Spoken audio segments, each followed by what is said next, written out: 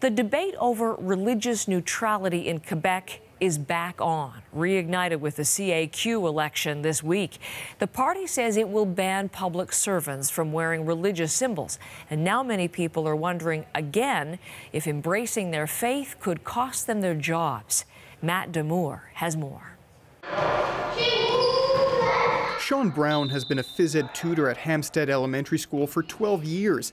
That whole time, he's worn this cross around his neck.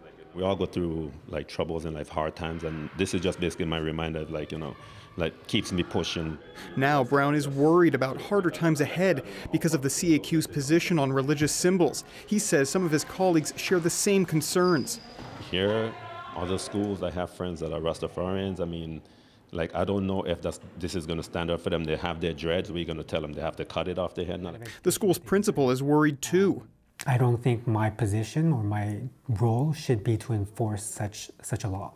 Brown doesn't know whether the CAQ's rules would apply to tutors like him. And there is a teacher at Hampstead School that wears a kippah. Lee says he's more concerned now than he was around the time of the PQ's proposed secular charter. Having won their majority, it does put us in a different situation.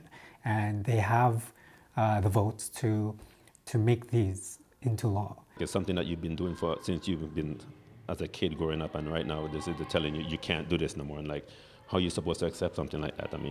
It's not that simple. Brown doesn't want to take off his cross at work, but he'd be willing to wear it under his shirt. But he knows that for colleagues who wear kippahs or hijabs, the solution is not so easy. Matt Damour, CBC News, Montreal.